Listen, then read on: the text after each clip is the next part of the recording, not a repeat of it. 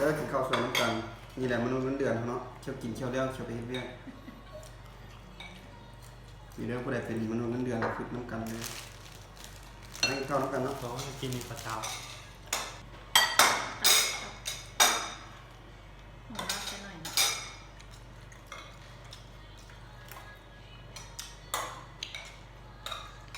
หน่อคมคมมาเป็นเปรี้ยวดำเขียว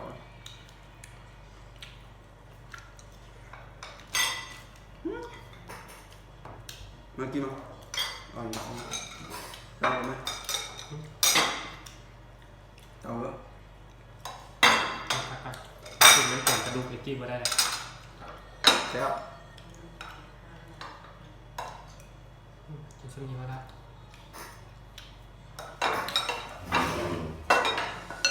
นี่ ขี้ลงไหลตามให้เราละลาย แล้วมันนี่มีคนกินปลาดุกน้ำเนาะไปกินผู้เดียวนี่ปลาดุกเฮาเนาะไม่เป็นแซ่บบอนี่ไง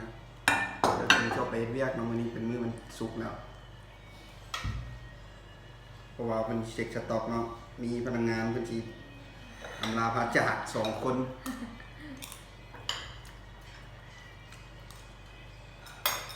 อายุน้ำกันมาปีปลายเกือบ2 ปีเพิ่นก็มีหน้าเวียกเป็นมองไม้เนาะอันนี้ก็กินข้าวน้ำกันเป็นมื้อสุดท้าย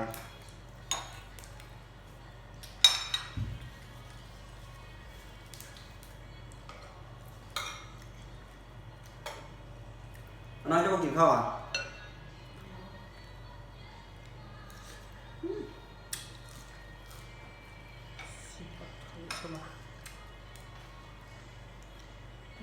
ลูกค้ามาโอนเงินยังกินข้าว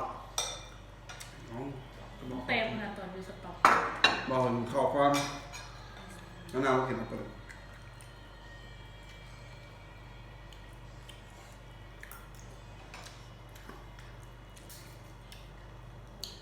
2 คนแยกง่ายกันไปเนาะรู้สึกเศร้าๆนิดนึง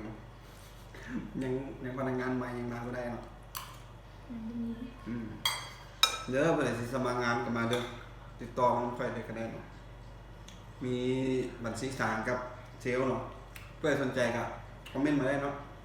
ตามคลิปนี่แหละพี่กัดเป็นนครหลวงเนาะมันศรีสัตนาเนาะบ้านเพื่อนศรีนวลได้มาครั้งนี้การขายเนาะขายกล้องเนาะกับติดต่อมาได้ 10 เหรียญก็พันปลายเลยครับ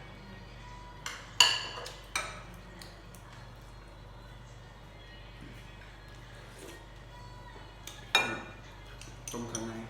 เขามีอย่างไรมีไส้มีม้ามเนาะน้อยกินข้าวกัน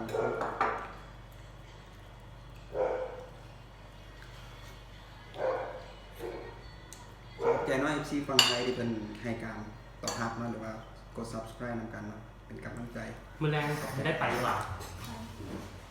อันออกไปเลยหรือเปล่าหรือว่า เข้าไปเลย เอาไป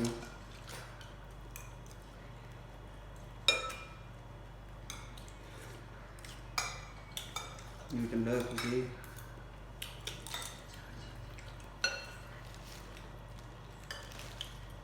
นายลองกินได้ใช่ไหมลองไปได้สิ ก็ออกไปเลย ออกไปเอาไปเลยก็ออกพร้อมกันเลย ขอพร้อมกันแหละ มันไม่ชุมปัดฮอตงามระบาดโอ้อ้ายเมือกันเหมือนกันสิบ่ได้ ไปที่ก็ไปพร้อมกันเลย บ่ไปเลย เปรี้ยว มันบ่สามัคคีครับ ขอบุญหมักนะขั้นไปแล้วไปเขาไปไป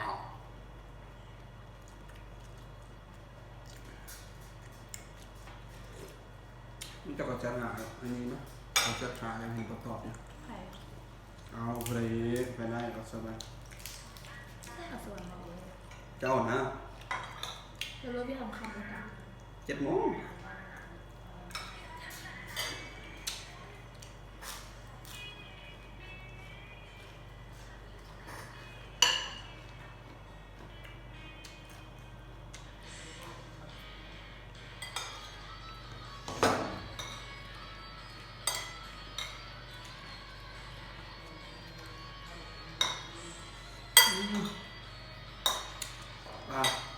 กินขนาด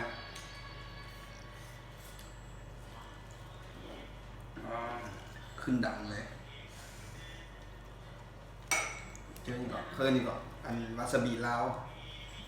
ผักอันนั้นมันผักกาดขิวนะกินจนว่าขึ้นดังเลย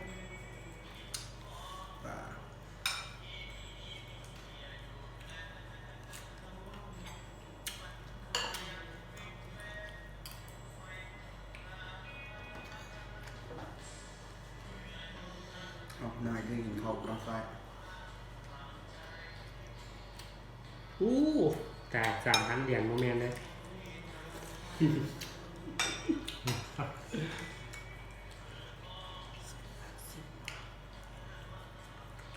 แล้วใส่อันนั้นหน่อยเนาะ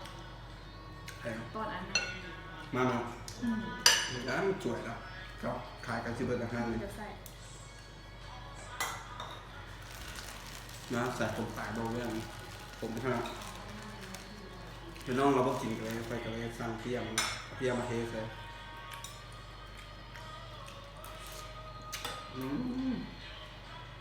น้ำพระเจ้าให้เลยละโคนเลยในไรเพราะว่าเรากลางนะตรงนี้นะก็เข้าแต่ว่าน่าจะโน้ตเป็นแจ้งพระเจ้าไปเลยคือ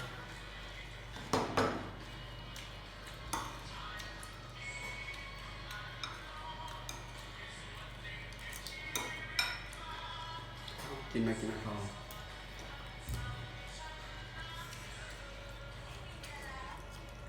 น้อยกินข้าวกินลาบมาแม่ ขาลงโทรศัพท์ นะกินข้าวอย่างได้สุกอะไรนี่ นวดคิว เพราะว่าเราเจ็บหัวเราเอา2 ขวดเจ็บหัวเลย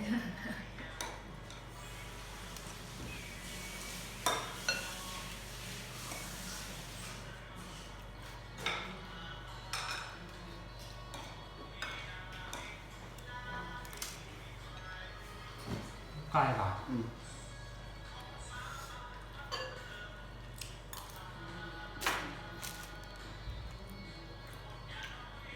โอ้ยเจ็บหน้า เสียดายมองนะ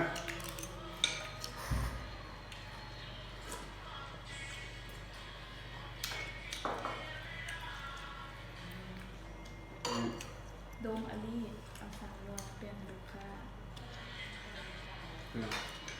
โดม บอกอะไรมันก็แค่ต้องกลุ่ม ค้ามันก่อนเดี๋ยวเราก็ไม่อยากหาที กระเป๋าเด็ก เราตอบแต่กำลังจะเอาตัวเปลี่ยนกัน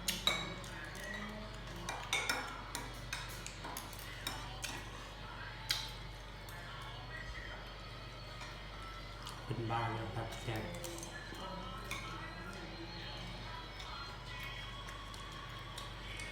ที่จะเป็นเทรน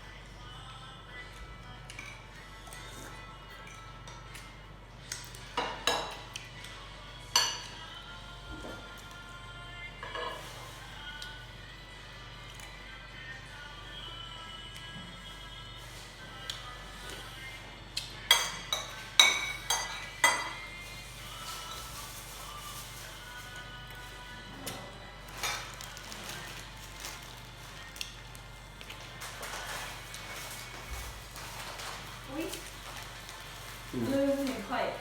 เบิ่งแล้ว เปิด ได้ เรียวมันกล้องนี่นะ ตอบมึงเห็นผู้บ่าวเห็นนะ เรียวโต ผู้บ่าวไทยผู้บ่าวเกาหลีเห็น แต่ผู้บ่าวเห็นไปอยู่ยังไง ก็เลยปวดต่างประเทศเนาะ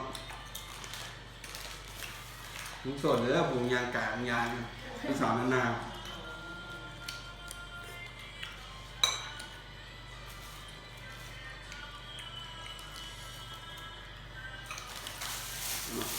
ใครจะคำสุดท้ายก่อนปิดเลยไปเลยกับพระต้องต้อง ย่ามันเบิดเขามาขายย่างรวยด้วยเอา อย่า มา ลืม ขาย กดไลค์กดแชร์กดติดตาม ค่ะเป็นทิป เป็นกำลังใจเนาะมือใหม่ยังเล่น มันจะมันอ้วนของเจ้าอ่ะ งานของผมเอาเบิด ถึงข้าวมันมากเลย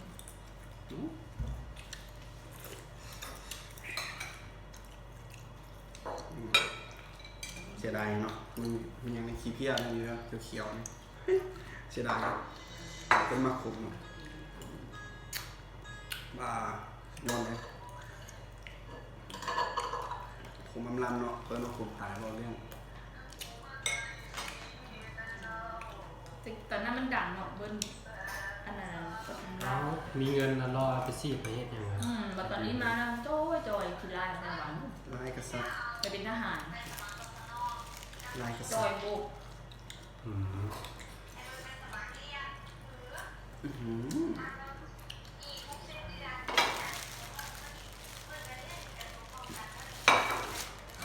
จำได้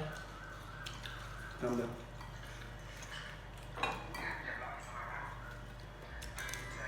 ทำเนาะก่อนปิดคลิป